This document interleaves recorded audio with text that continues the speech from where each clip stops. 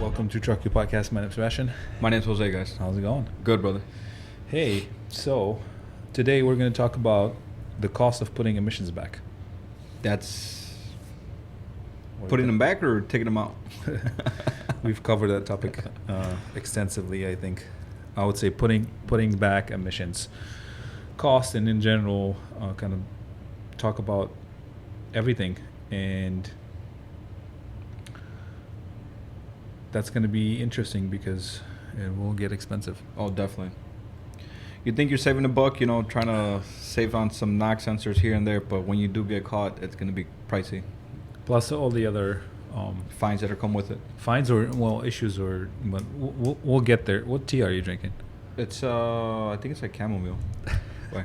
Me too. Yeah? I didn't know. No? Cozy chamomile. Okay, what's been happening? We've been still busy. Right now we got a DPF. I don't know if I like that word, still busy. We just have a lot on our plate. Yeah. And Right now we got a DPF and a DLC on a Cummins. That's 20. What year is it? I think it's like a 15, dude. 15, yeah. 15. It's a newer one. But it already has 1 million miles on it. I mean, It's a team truck. Yeah, team truck. Yeah. So a lot of idling when they're sleeping, probably. Yeah. And Cummins, they're known for, It's around that time, obviously. I mean, for 1 million miles, they've cleaned out the filters plenty of times. Yeah. But it's time. They finally gave up. You can see the DPF was so clogged up that it started pushing.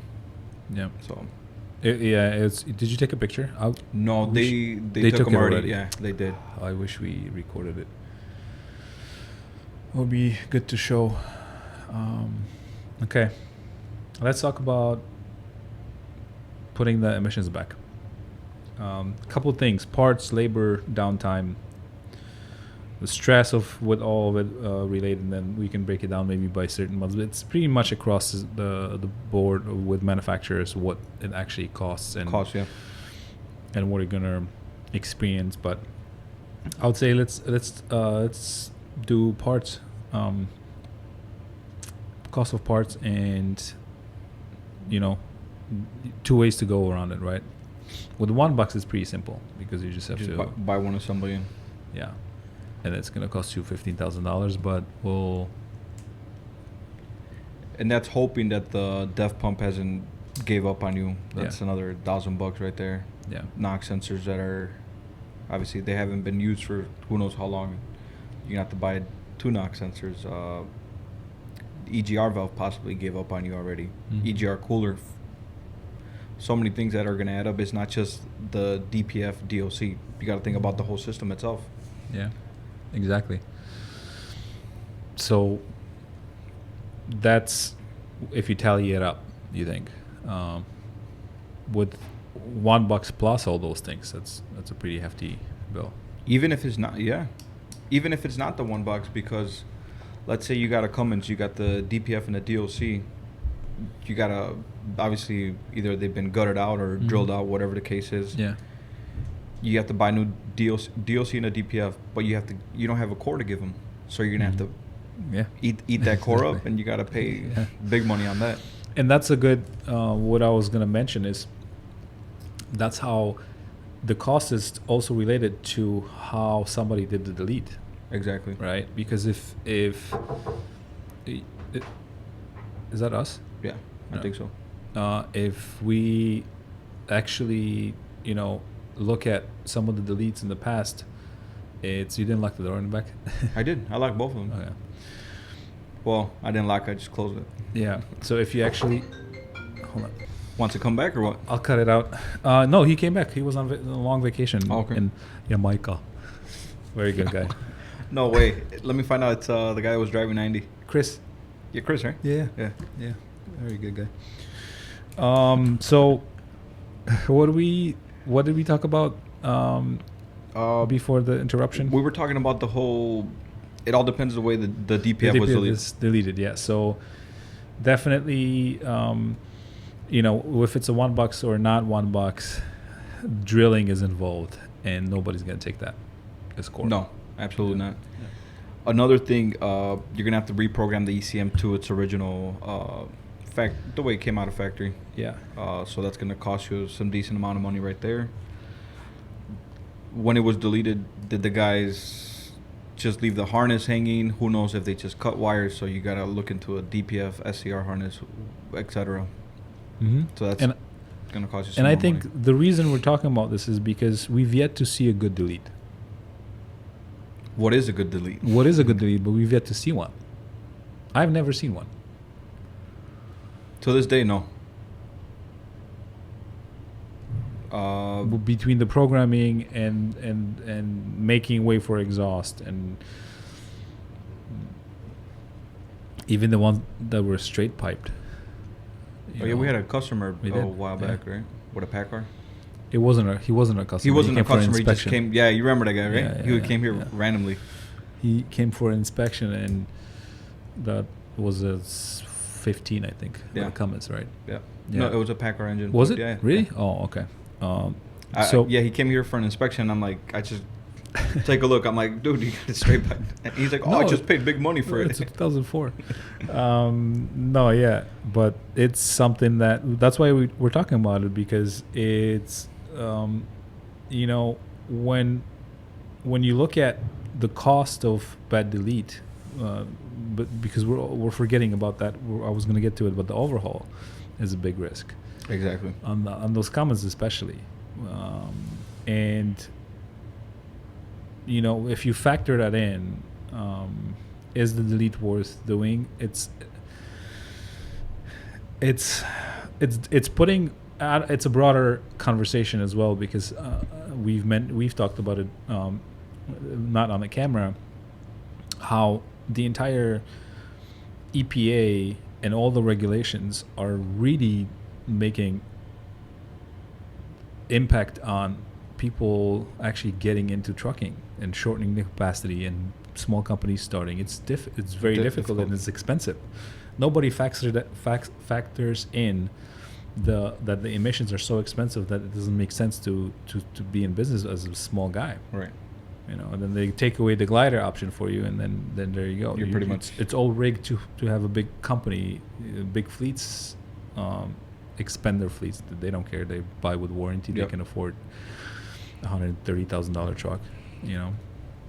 This is going to be a little bit off topic. I had a guy come in here. He was having a D-rate. Himself or his truck? I think both, possibly. That's called coronavirus. So his truck was D-rating. It had a D13 in there. He unplugged the speed sensor, and he drove over 15,000 miles on that unplugged speed sensor. 15,000 miles. 2 months. That's a lot. Yeah. The whole point to that is just to get to the nearest shop, or possibly do a load or two, but not 15,000 miles. Yeah, no. After that, not recommended. SCR, DPF, you're just causing more issue. Unknown things are gonna happen. Yeah. Yeah, he definitely should have addressed it earlier. It's definitely to get you back, and not to keep driving on it. No, I'm surprised he made it that long, 15,000 miles. It's very surprising. Yeah. Well, once he starts actually now fixing it, it might be difficult, and things might start to happen again. Yeah. Sad thing is, the guy's still paying off the truck. A lot of them are. Yeah. That's the main point. It's a lot of them are, and then you're almost forced to delete it. Yeah. That's why we're doing this. It's like either. I don't know what to be honest with you. Like, you would have to really, like, my experience with those D13s. I don't know, man. I mean, we have issues, and I like the trucks, but you want to lower the cost, not increase it. And the D12s that we still have are just running, and we're forgetting about them. So basically, those D12s, when a D13 breaks down, those D12s are bringing in Coming revenue. yeah, to they're coming fix as those backups. Yeah. Yeah, and now I'm gonna probably keep them too. Yeah. Just gonna keep fixing them, see what we can do. I don't know, to be honest with you, what the solution to this is. I mean, I know what it is. It's to build more gliders, Yeah. but for small guys, and I'm talking from perspective of a medium-sized fleet. That's the number one thing is you have 40, 50 to 100 trucks. It's hard out there. If you're buying used trucks, if you're buying new trucks, that's a different thing, right? You're still gonna have downtime, and it's gonna cost you a pretty penny. But if you're buying used trucks, then that's a big headache. Even though it's covered under warranty, but dealerships are backed up 2 weeks or who knows. Dealers are, everybody's backed up right now. Yeah. All the shops are backed up, but dealers especially. Especially once you tell them, hey, it's a warranty, you're in the back. You gotta wait. Yeah. That's funny you said that, because I actually some time ago picked up one of our trucks. And I'm like, what are you guys working on? No, where is it? I'm gonna pick it up, do it way back in the back of the lot. But it is. Plus, it's also if they work on warranty jobs, but for fleets that actually give them consistent business, and a lot of it, So, but we veered off a little bit. I think. It's all relevant because it's all emission related. But labor time. I would say at the very least you're going to be looking at 12 hours one day at the very least, and that seems a little too low. It is. I put 18 for multiple reasons. Yeah. For a couple other reasons, but because, like you mentioned, the previous things that will go, the EGR cooler, all those things, you have to factor it in. You have to still at least clean it or check it. Check it out, yeah. That's going to add time. And the number one thing is downtime. Downtime, that's going to hit you. Downtime's predicated on parts availability. And we've been seeing that a lot where there's no parts for certain things and you have to wait a few days. Yeah. We were having issues with a transmission harness yesterday. Pen. Toss it out. We had transmission harness. We couldn't find it. Nobody had it other than Texas, and the downtime right there. Yeah. And with help of our shop manager that has a lot of experience in it, he makes things show up faster than usually you would do, just because of his knowledge and who he knows and network. Yeah. And that's awesome, because we literally get everything next day. Sometimes he knows how to look for things too. We should have him on the podcast. Yeah, we should. About parts. He has great knowledge. We could. He knows how to search for things that everybody else says no, we don't have it, and that's great. So, thank you, Rick, for helping out. And I would say, stress. Just take a vacation. Yeah, or just rent a truck and keep trucking. Yeah, that's gonna be. If you're looking at 2-3 days, but that's why it's a good idea to have a backup truck. Is it if you have a mission in a mission truck? Maybe that's a viable option to look into, having a backup. Yeah, I know a few owners that have backups. Your dad has multiple trucks. I totally support that, and it's especially when you let's say you start with one. Like we've had a couple. We're gonna have some guests on the podcast about buying trucks, but you buy one right in the beginning when you're starting, right? 2-3 years down the road, keep that truck and get another one. Fines. From what I heard, they start at 10,000. Mm-hmm. Who really knows? I mean, I haven't had any. Came across any. I've heard of a company that got nicked, like they're reverting, but I don't know the number. I know Diesel Brothers got fined $850,000 for the trucks they customize on their show.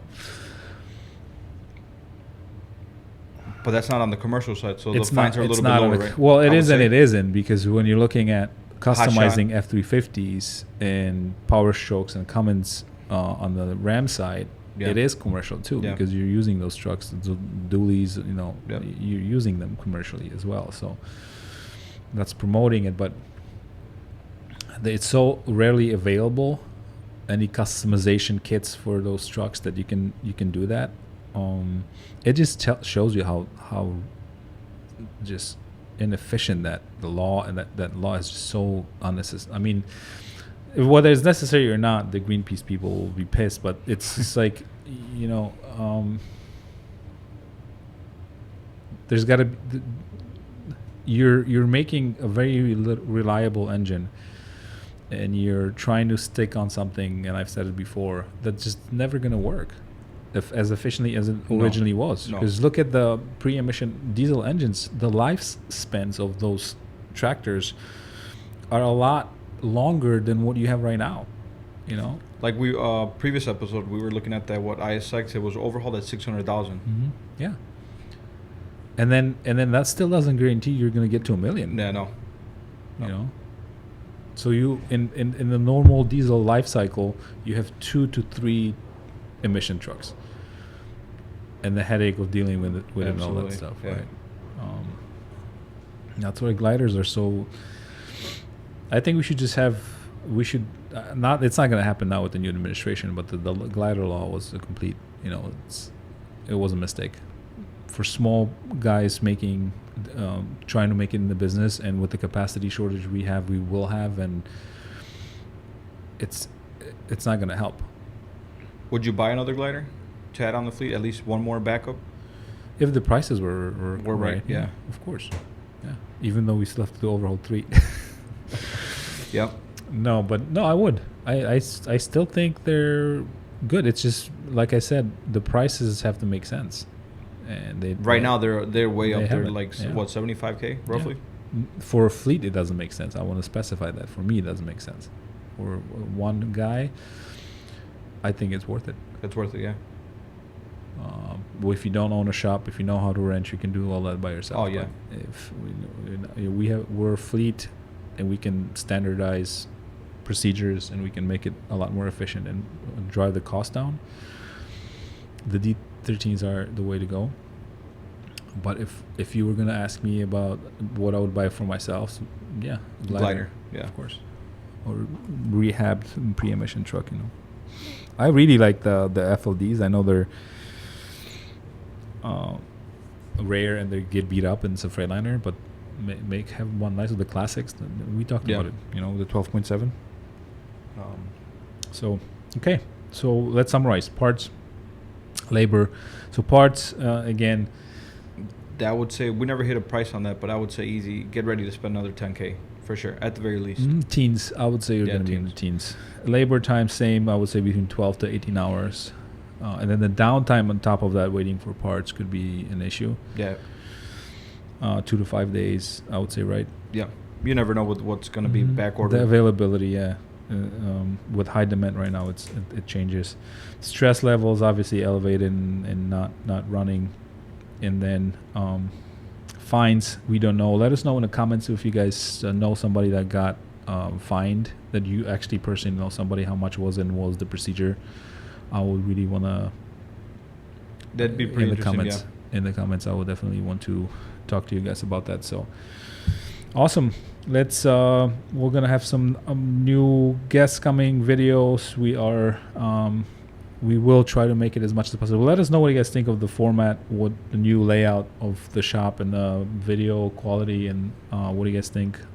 We're open to feedback. All right, absolutely. And then what else do you guys want us to see? So thank you guys for watching, subscribe, share, and we'll talk to you soon.